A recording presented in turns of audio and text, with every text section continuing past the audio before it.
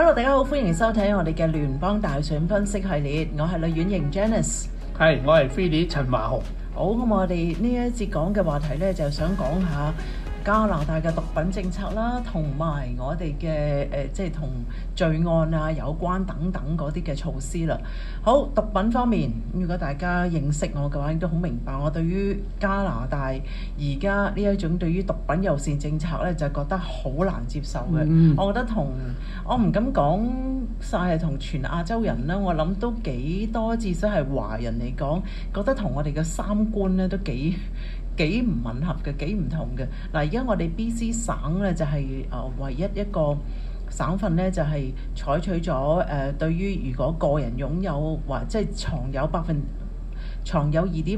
克嘅毒品嘅話咧，就係非刑事化嘅，即係你唔會係面對刑事起訴嘅。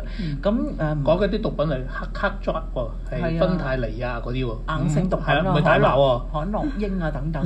嗱，咁你話咁呢個同聯邦選舉有咩關係啫？咁省選啫嘛。No， 咁其實嗰個程序咧就係首先就係聯邦政府咧就係批准咗對於毒品非刑事化，然之後咧就係根據每一個省嘅你哋自己中意做咪做啦，我冇逼你，但係總之喺聯邦嘅層面咧就已經係批咗邊個省中意非刑事化就非刑事化啦。而家暫時咧就係 BC 省咧就係第一個做咗嘅。好似係試行計劃3年。冇錯咧，就係2023年1月開始，咁呢個係一個試行計劃。咁而家都2025年嘅啦喎。所以今次嘅聯邦政府選舉之後咧，對呢個政策可能有好重要嘅影響㗎。係啊，咁究竟係咪可以喺聯邦嘅層面閘住佢咧？嗱，第一 BC 省嗰個仍然都只不過係一個試行計劃 pilot scheme 嚟嘅啫。咁其實行咗年幾之後，初步睇咧，省政府就覺得哇呢個計劃好成功啊！點解佢哋覺得好成功咧？就係因為佢對於成功嘅定義咧，就同可能好多華人認為嘅成功定義咧就好唔同。嗱，至少我講我自己啦，我唔敢講我代表晒所有華人啦。我自己認為點為之一個毒品政策成功咧，就應該係越嚟越少人吸毒咧，呢一個就叫做成功啦。咁但係對於而家呢一個毒品非刑事化計劃嘅成功嘅定義咧，就係乜嘢咧？就係冇因為吸毒即時死亡或者吸食過量毒品即時死亡嘅人數減少咗啦。咁呢個叫做成功啦。第二就係因為藏毒而被捕嘅人士大幅減少，呢一個咧又叫做成功。咁你就話咯，即係你都非刑事化啦，咁啊梗係捉嘅人少咗啦。咁又唔係，你個人藏有啫。咁其實如果你係運多過2.5 gram 嘅話咧，咁係會拉你嘅，係可以。咁佢就係話因為藏毒而被捕嘅人士少咗，咁啊梗係啦。我每一次運2.5克咪冇事咯，分多幾個艇仔。但係你唔好理佢，就認為咁樣就叫做好成功㗎啦。係啊，所以咧我哋美其名叫做harm reduction喎，減少傷害啊嘛。係啊，就成功咗㗎啦。咁所以我哋唔知對邊個傷害咧？所以今次喺聯邦大選之中咧，我哋係有機會，我唔敢講我哋啦，講我自己啦。可能有人嗰個理念同我唔同啦。咁如果你都認為毒品政策嘅成功咧，就係少咗人吸毒，越嚟越少人吸毒，甚至冇人吸毒叫做成功嘅話咧，咁你就要落力睇下究竟而家喺選舉入邊嗰啲邊一啲嘅政黨嘅政綱咧，有提及毒品問題，佢哋諗住點做啦？如果你話佢嘅政綱冇詳細講得好啦，你問佢咯。係啊，因為而家呢啲政黨咧，即係我唔講啦，即係但係唔同嘅政黨有唔同嘅政策嘅取向啦。有啲直情就真係唔講嘅，所以佢唔講，你真係唔知佢想點。係咯，你問佢咯。不過問題關鍵咧就係咧頭先你講個減，我頭先講個而家個政策咧係減少傷害。咁咧到底係？我想同大家留意一個重點就係咧，呢個傷害對邊個先？所謂減少傷害，而家喺佢哋一啲人嘅立場嚟講咧，就係話減少對嗰個吸毒者嘅傷害機會，即係佢可能被奪去性命嘅機會。但係我想講大家討論嘅問題就係減少傷害，其實係咪講緊我哋整體社會嘅傷害咧？因為一個吸毒嘅人士，佢可能對身邊嘅人構成好大嘅傷害。佢自己嘅家庭啦，佢個原生家庭啦，佢可能會建立咗個新家庭啦，所有喺身邊嘅親人都可能因為佢嘅吸毒而受到好大嘅傷害。但係呢樣嘢咧喺政策上面咧，而家係唔計算在內嘅喎。仲有咧，對於因為吸毒嘅時候，佢對於嗰個醫療需求就會大幅上升啦。咁仲有就係我未吸過毒啦，我唔知啦。咁但係正常嚟講，你都見到吸毒人士佢會對於自己個控制能力低啦。咁於是引發好多好可能嗱，我唔係講佢哋一定會有機會令到嗰個罪案數字會增加咗。咁呢即係我哋叫做公共秩序嘅維繫啦，或者唔好叫罪案啦嚇，講到人哋一定會犯罪，咁唔係咁嘅意思。但係對於公共秩序咧，係的確係有影響嘅。咁嗱，咁呢啲你其實佢係冇計嘅喎，即係嗰啲傷害就唔計。總之咩叫減少傷害咧？總之佢哋嘅定義就係，只要佢冇因為即時吸食過量毒品而即時死亡啊，能夠達到咁樣咧，呢個就叫做減少傷害啦。但係如果大家留意新聞就發覺咧，其實我哋 BC 省咧每個月都會公佈咧，上一個月咧係因為吸食過量毒品而死亡嘅人數。而如果你留意呢個數字，你就發覺咧，佢數字咧係從來都冇明顯降低到嘅，只會係升咗之後咧喺百幾人，每個月百幾人喎，嗰度徘徊緊嘅喎。所以到底呢個傷害到底係邊個嘅傷害咧？真係係啊，咁所以我諗你大家國民喺投票嘅時候，你就要睇清楚各個政黨嘅政綱啊，究竟對於毒品啊或者係防止罪案政策方面咧，佢哋究竟有冇啲具體嘅表達？咁如果係冇嘅話，你咪就係問下你嗰個你自己嗰個選區嗰個候選人咯，問下佢點樣質詢下佢咯。嗱，咁但係其實總體嚟講，我覺得一個好根本嘅問題啊，係大家意識形態嘅問題嘅。嗱，究竟你而家嘅現有嘅政策咧，嗰個意識形態就係點咧？就係覺得吸毒係你嘅自由嚟嘅。吸毒係自由，因為佢跟住人權大法啊嘛，你有人權嘅嘛，你吸都係你嘅人權喎。咁所以正係咁樣，你即使係無端端走去勸人吸毒，主動去勸人吸毒咧，喺度多事咁樣咧。梗係戒毒係咪想講？唔係勸人戒，係勸人戒毒咧。嚟都有，反而係勸人嗰個有問題嘅喎。因為你咁樣就等於俾咗壓力嗰個吸毒人士啦。逼佢啊！對唔住，會強迫，唔應該叫佢哋做吸毒人士或者癮君子，都係唔可以咁叫嘅。因為你咁樣叫佢咧，就變咗係標籤化咗佢啦，識物太實。我哋咁樣就會令到佢有難受啦。如果佢難受嘅話，佢就唔夠膽尋求協助啦。咁所以你咁樣稱呼佢都有問題。咁所以正確嚟講咧，你叫嗰啲叫做 substance user 即係叫做物質使用者。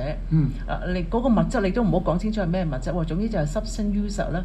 你對於呢啲物質使用者，咁總之吸毒係佢嘅權利，你唔好亂咁勸佢。你勸佢戒毒嘅話，你就係俾壓力佢，你都係唔啱嘅。呢個就係呢個意識形態嘅問題咯。我覺得究竟我哋加拿大係咪繼續要行呢一條路？覺得對於我哋未來國家嘅發展，或者係對於即係成個社會得益係最大咧？我覺得呢個大家要好好地諗下咯。講到毒品問題，另外一個咧，即係除咗你係戒毒嘅問題之外咧，即係戒唔戒毒嘅問題之外，仲有一個問題就係話，到底你緝毒嗰個工作係咪做得好好？咁當然啦，今次大家會如果留意近期新聞，知道咧，即係美國總統特朗普對我哋實施關稅，其中一個原因就係話我哋即係容許好多堵截毒品不力，堵截毒品不力嘅問題啦。咁當然啦，之後咧，咁我哋有個前總理杜魯多就成立咗一個即係委任咗一個人做芬太尼嘅專員可以咁講嚇，即係一個專門嘅人士去應對呢個毒芬太尼嘅流入美國嘅問題。咁但係咧，我哋個緝毒到底係咪真係呢個就會唔會其實做得個樣咧？其實你覺得？當然啦，我哋喺其他唔同嘅節目咧，如果大家都有收睇嘅話，我哋都討論過啦。呢個專員原來其實只不過係一個聯絡員嚟嘅啫。我開頭以為因為佢英文用個 SAR 字，即係沙皇。哇！我一聽見嗰個名就覺得哇勁喎！佢會唔會好似阿吳京咁樣可以帶一隊特種部隊，甚至好似即刻衝去嗰啲有毒品工場啊，諸如此類，即係總之有犯罪嘅地方就即刻帶一個特種部隊入去，即刻就殺過去，片甲不留啦。我以為係咁嘅，唔好意思，原來嗰位專員係只不過係加強同美國嘅聯絡，大家互相交換下情報咁解嘅啫。嗱，咁所以呢個就係點解我話你要討論嘅就係究竟嗰個意識形態嘅問題。我哋究竟係咪認為我哋加拿大未來個路向都係對於毒品咁友善呢？你諗下點解我哋嗰個嘅毒品會泛濫得咁緊要？對我嚟講，其中一個就係因為我哋毒品友善政策咯。點樣友善法啊？我哋覺得原來個人吸食2.5克以下嘅唔係個人藏有2.5克以下嘅硬性毒品係冇問題嘅，係非刑事化嘅。咁你無端藏毒嚟做乜啫？你藏毒，你不外乎都係送禮自奉嘅啫，係咪？即係唔係自己食就俾人食㗎啦？如果你無端端藏佢，唔通攞嚟收藏，當好似儲郵票咁儲咩？係咪？嗱，咁你咁其實你係變相緊鼓勵人哋吸毒嘅喎。咁我哋呢一種咁樣嘅毒品友善政策，對於國家係咪好事呢？嗱，咁所以你話去翻關於選舉啦，我覺得其中一個我好想睇下邊一個政黨夠膽講話，我哋會取消毒品非刑，即係硬性毒品非刑事化呢一個嘅政策呢，我真係想睇下有邊一個政黨夠膽講呢個措施出嚟咯。係，但係都係當然啦。咁所以我哋覺得精明嘅選民，你應該留意嘅時候呢，係政黨裏邊呢，喺具體咩嘅措施度呢，去做一啲咁嘅工作啊。即係雖然佢即使可能係夠膽講，佢都未必夠膽做啊嘛。即係有啲好具體嘅行為。講我都未見到有人夠膽講喎。嗱，不過至少咧就其中聯邦保守黨咧，佢哋就提出咗嘅，佢哋嘅黨魁博利治咧就提出話，佢哋冇講到話會取消藏有2.5克或以下嘅硬性毒品刑事化、非刑事化，佢哋冇話取消，但係至少話博利治咧就講到話，如果佢哋當選嘅話，係會捉到嗰啲毒販嘅話，量刑起點係要10年或以上。咁至少叫做係喺懲罰毒販方面咧，佢係其中一個政黨係實牙實齒話俾你知會係嚴刑嘅。係啊，第二頭都出過另一個問題就係咧，其實我哋嘅個司法系統裏邊咧對量刑呢個態度咧係咪比較寬鬆呢個問題，即係令到我哋即係所謂喺而家好多嘅其實喺治安嘅問題上面咧都做唔到一個控制嘅好好嘅把關嘅角色嘅其實。冇錯啦，頭先阿菲利講到咧，就係過去幾年咧，一直咧就被部分人士咧就認為上手有杜魯多政府，因為佢任內咧通過咗幾條好重要嘅法例。嗰幾條法例通過咗之後會發生咩事咧？包括就係 C75 啦、C5 啦同埋 C48呢幾條條例。呢幾條條例通過咗之後個結局係點咧？就係對於你可以話對於嗰啲嘅疑犯啊，或者係假釋人士咧，就容易咗好多喎。嗱，咁我哋一向嘅理解咧，就認為係申請保釋唔係咁容易嘅喎，特別你係慣犯啦，或者係重即係犯咗嚴重罪行嘅罪犯，我哋不嬲嘅理解，即係至少喺香港啊、中國啊嘅理解咧，就認為係應該好難會獲得保釋喎。如果你係慣犯嘅話，咁但係啱啱講緊我哋過去幾年。自由黨政府管治之下通過咗嗰幾條法例 C75、C5 同埋 C48之後呢，就係令到我哪怕你陳華雄你即使嗰個案底呢厚過本電話簿都好啦，原來你申請保釋呢唔係咁難嘅噃。咁其實都有即係過幾年呢，我哋都見到唔少嘅罪案呢，就係嗰啲嘅慣犯啊，嗰頭捉完之後，我哋就叫英文叫 catch and release 被詬病啦，就係嗰頭捉。嗰頭就放嗱，當然啦，佢背後個理念咧就係話，咁呢個人雖然佢個案底係厚過本電話簿啫，咁但係一單還一單啊嘛。嗱，你今次哪怕你點樣輕微都好啦，話但係呢個人已經有50次嘅偷竊案底都唔好話講殺人咁嚴重添啦。咁已經有50次偷嘢嘅案底啦，咁跟住點？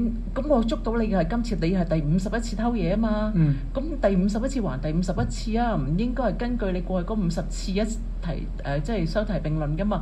咁於是咧又放咗佢，咁但係咧我哋見過好多次咧，就係佢嗰頭放佢咧，佢嗰頭又去偷過。咁到下一單先算啦。咁所以就被詬病咧，就係呢幾條嘅法案通過咗之後咧，就好容易申請到保釋，又或者係即係假釋啊。假釋以前嚟講咧，嗰個嘅門檻都幾高嘅。咁但係而家咧就係我哋過幾年都見過咧，就係一啲嘅甚至係都嗰啲叫做連環殺手啊，或者係一啲犯案累累嘅嗰啲嘅戀童癖嗰啲嘅罪犯啊，喂，佢申請假釋咧。